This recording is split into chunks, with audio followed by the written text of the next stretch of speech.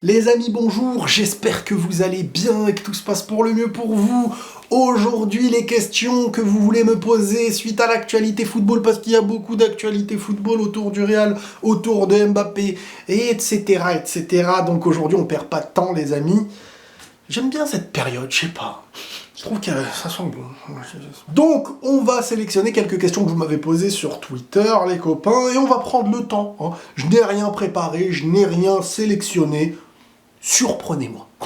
Alors, Riyad Mahrez à Al-Ahly, qu'est-ce que j'en pense? J'en pense que Riyad Mahrez, il prend sa Ligue des Champions, et il se dit, bon, franchement, j'ai pris ma Coupe d'Afrique avec l'Algérie, j'ai pris ma Ligue des Champions avec City, j'ai marqué mon empreinte dans le football américain, dans le football africain, en tant que joueur africain en Europe, je veux vivre une fin de carrière, prendre de l'argent, être bien avec ma famille, être dans un pays peut-être où culturellement je me sentirais bien, et finir sa carrière comme ça. Moi je peux pas en vouloir, les gars. Je peux pas en vouloir quand ce choix est fait, même si on aurait aimé pour des choix presque égoïstes, parce que nous c'est nos yeux, c'est la télé, etc.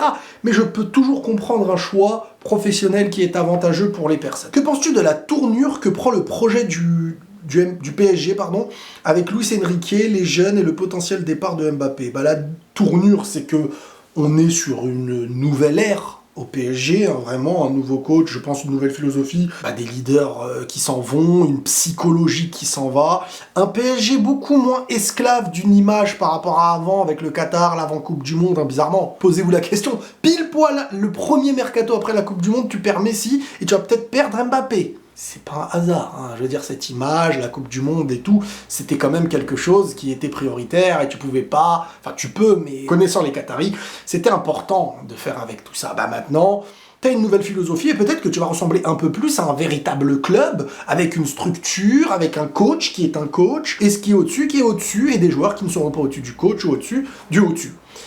On est d'accord. Quand se finira le Mbaflix? Les gars...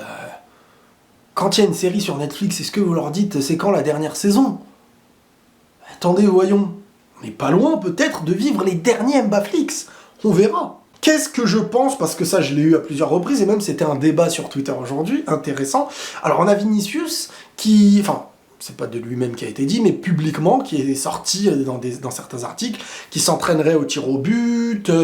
que celui-ci voudrait être un petit peu la succession de Ramos, Benzema en tant que tireur et tout. Et jusqu'à là, Vinicius, moi je me dis, il a raison.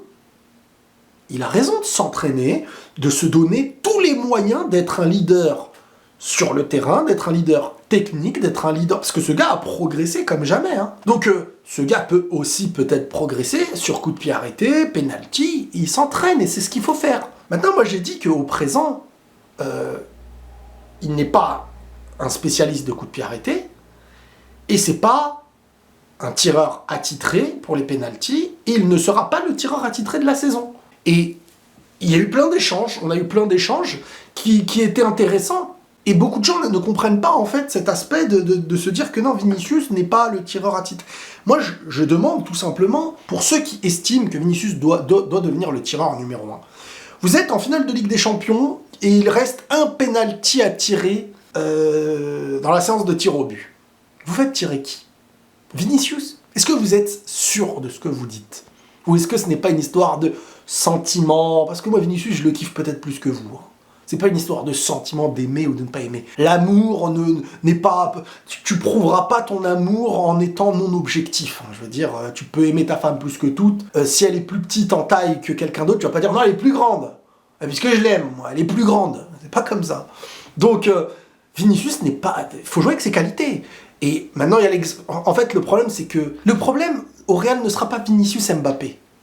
C'est comment vous allez percevoir cette relation sur le terrain avec votre ego et vos préférences. Déjà aujourd'hui, entre madrilènes, vous commencez... Non, c'est pas Mbappé de tirer, non, c'est pas Vinicius, non, c'est pas...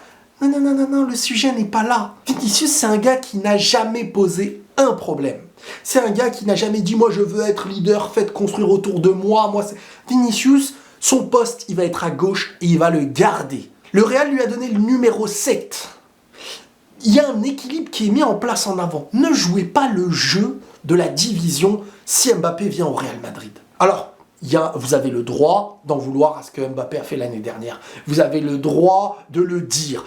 Mais ne jouez pas au jeu de « Ah, les deux, ils vont se bagarrer ». Vinicius ne s'est jamais battu pour prendre les pénaux. Vinicius ne s'est jamais battu pour être la tête numéro 1. Vinicius, à nos yeux, est devenu leader. À nos yeux, lui n'a rien demandé parce que celui-ci a prouvé sur le terrain. Et lui, c'est un gars qui prouve sur le terrain et il n'y a pas de blabla. Tu le verras jamais dans une interview dire « Moi, le coach, machin... » Il n'est pas comme ça. Vinicius, il est d'une humilité et j'ai des retours vis-à-vis de ça. Toujours souriant, toujours humble. Donc, ne venez pas à créer des problèmes où il n'y en a pas. Vinicius, il va faire des trucs. Vinicius, il aura son côté. C'est son poste et il aura son numéro. Maintenant, il ne sera pas tireur de pénaux, il ne sera pas tireur de coups francs. Dans 3, 4, 5, 6 ans, on ne sait pas ce qu'il va devenir. Mais aujourd'hui, il ne le sera pas. Mbappé n'est pas là. Donc on ne sait pas encore, on en parlera en temps voulu. Pour moi, aujourd'hui, les tireurs en penalty, les meilleurs tireurs de pénaux au Real, pour moi, le premier, c'est Modric. Maintenant, dans un club, on favorise très souvent l'attaquant, parce que déjà, faire marquer des buts à un attaquant, ton numéro 9, et lui offrir des pénaux, ça le met dans un élan de confiance. Et un attaquant en confiance a beaucoup plus de facilité ensuite à avoir la lucidité. Si un attaquant, il commence le match, penalty, il le tire lui, il est dans le moule, il est dans le truc. Ça, pour ceux qui ont joué au foot, ils savent que quand ça passe pas, des fois, il y a des moments où t'es bloqué et tout, et quand t'en mets un, t'es plus à l'aise, t'es plus inspiré, t'es plus le... Donc l'attaquant, voilà, ça va de soi, parce qu'en plus, tu le mets en confiance, en plus, son ratio de but augmente, en plus, pour le collectif, c'est mieux, et donc, ce sera le numéro 9. Logiquement, si Mbappé vient, peut-être que pour montrer que, maintenant, t'es au Real, ils vont faire tirer, je sais pas, Modric des fois, Rodrigo des fois, Mbappé des fois, et si Vinicius des fois veut tirer, faut lui donner de temps en temps aussi. Mais ça sera une récompense plus que il est tireur attitré. Vous voyez ce que je veux dire ou pas? Donc, ne commencez pas à créer des conflits, comme des espions qui viennent à poser des problèmes là où il n'y en a pas. Donc là, regardez, je relis le truc, Vinicius aimerait tirer les pénaltys cette année, il faut lui donner quelques pénaux, pourquoi pas? Mais pour moi, il ne doit pas être encore le tireur attitré. Alors là, il y a aussi la théorie, certains disent, c'est une théorie, une info, certains... Le Real Madrid pourrait refuser de prendre Mbappé cet été et attendre 2024 pour leurs intérêts, l'avoir gratuit. Alors les gars, encore une fois, déduction, très simple et très logique. Mbappé n'a jamais été aussi proche d'aller au Real Madrid. Et Paris n'a jamais été aussi offrant, c'est-à-dire ils te le mettent devant tes yeux et te disent maintenant c'est bon. Nous, c'est fini avec lui. La cassure n'a jamais eu lieu autant que celle d'aujourd'hui.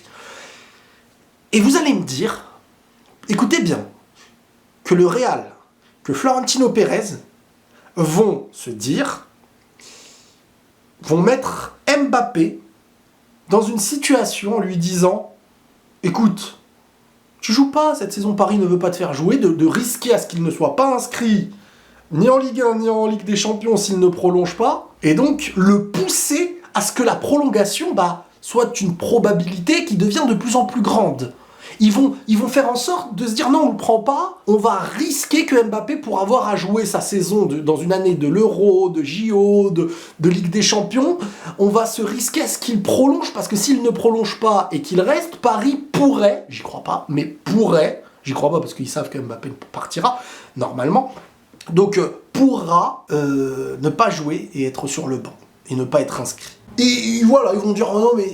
Alors, il n'y aurait aucune stratégie. Vous comprenez bien que la stratégie, s'il y en a une, elle va être de venir dans un moment où ils seront en position de force. Ou alors, de proposer une somme. J'ai vu que, je ne sais pas si c'est vrai, le prix serait de 150 millions... je me dis, Paris ne joue pas les avares, les mecs qui demandent 200, 300.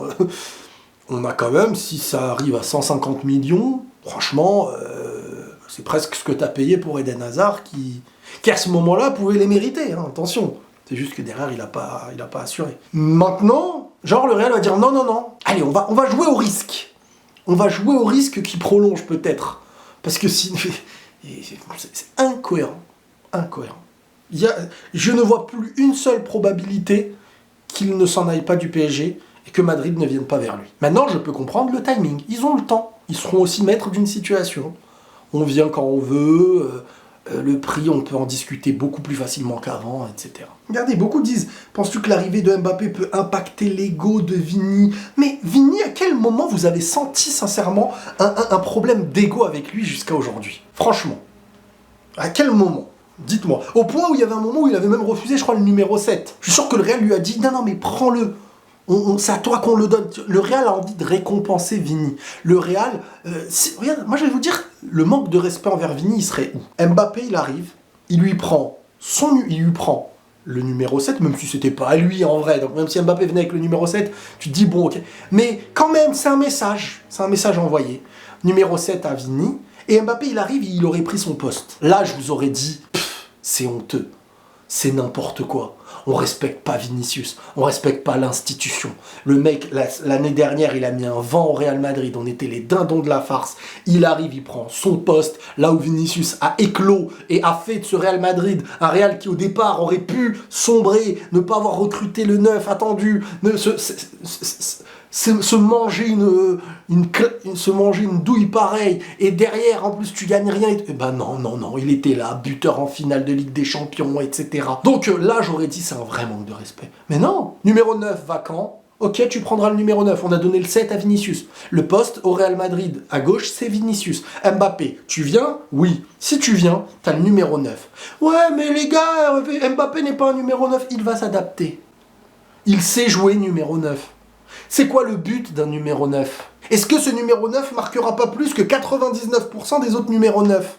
Et pourtant, les autres, c'est des numéros 9. Mais pourtant, ce gars risque de marquer plus de 99% des autres numéros 9. Donc, c'est quoi l'idée? C'est d'avoir le...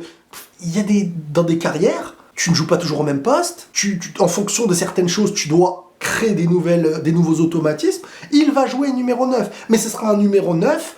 j'imagine qu'il n'est pas un numéro 9 qui attend dans la zone. C'est un numéro 9 qui va bouger. Ils vont combiner. Ça va se déplacer. Il risque à un moment donné, si c'est un appel, de se retrouver à droite. Il risque, si c'est un... Ça va pas être comme Benzema, autant les côtés qui servent l'attaquant. Ça va être beaucoup plus libre. Et je pense avec un Bellingham peut-être derrière eux même. Ça dépendra après des compos. Mais Vinicius n'a pas de problème d'ego.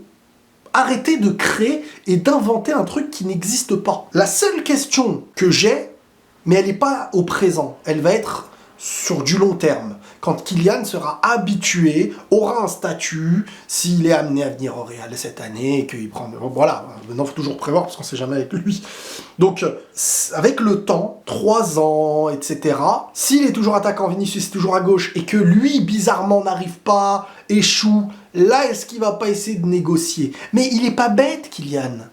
Il sait que son poste... Il sait que à gauche, tu fais jouer Vinicius où? Sinon, Vinicius ne peut jouer qu'à gauche. Donc c'était soit, quand avant il n'avait pas le niveau, tu lui prends son poste et il est remplaçant. Aujourd'hui c'est un titulaire. Il est pas bête, Kylian.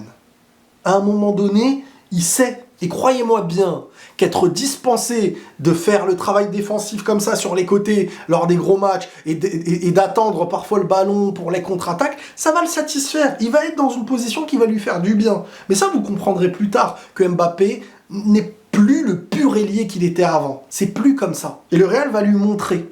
Que penses-tu du comportement du PSG vis-à-vis de Kylian Mbappé?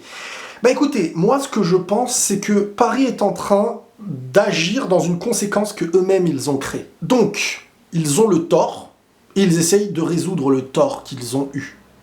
Mbappé, aujourd'hui, c'est quand même pas facile, et moi je trouve qu'il y en a trop sur son dos. Parce qu'après, il y a une grande part de médias qui jouent aussi. Et je vous l'ai toujours dit, j'essayais de chercher, si vous avez le temps un jour d'aller voir mes anciens Mbaflix et de me trouver la séquence où j'évoquais que le jour où Mbappé sera amené à partir, on va... il va se faire terminer au PSG, c'était il y a 1 an, voire fin août 2021 je crois, et ben c'est en train de se passer aujourd'hui. Mbappé, pour l'instant, n'a pas spécialement pris la parole, il y a juste les échos et tout. Tant qu'il n'y a pas eu d'offre, Mbappé, son discours a été « je vais faire la fin de je vais au bout de mon contrat, etc. etc. » Tant qu'il n'y a pas d'offre. Vous verrez, dès que petit à petit les choses vont arriver, il ne va pas faire une crasse au PSG.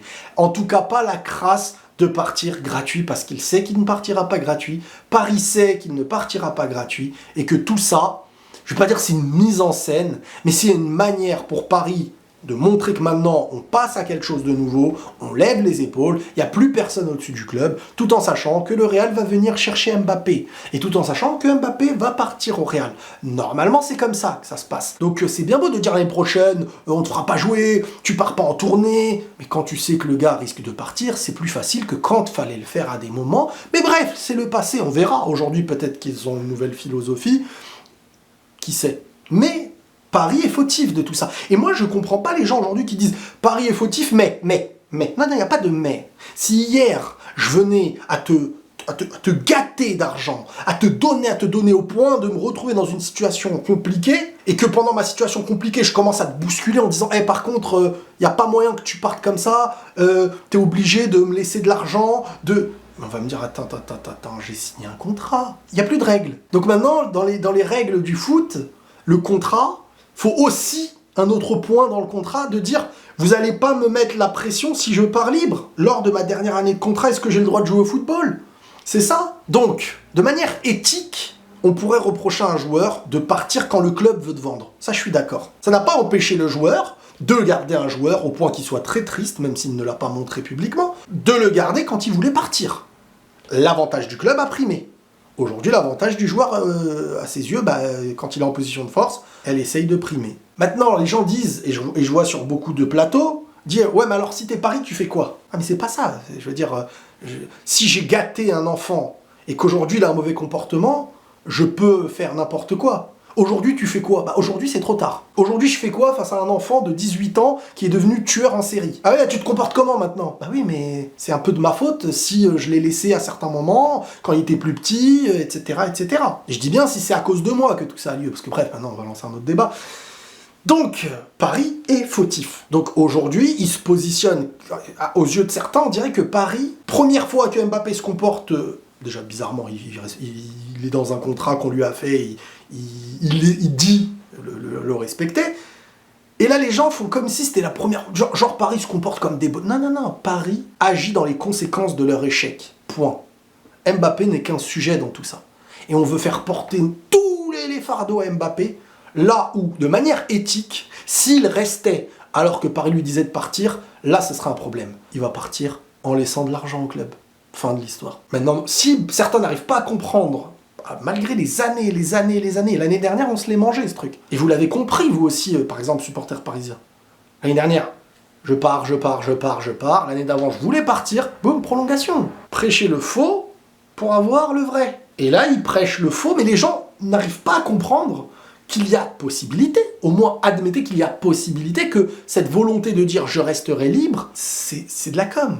Maintenant, chacun utilise la com' pour ses intérêts. Mais le joueur ne fera rien au PSG et il partira logiquement cet été, et Paris aura une bonne image. Maintenant, tant mieux en vrai, si ça permet derrière d'avoir l'image qu'ils veulent et tout.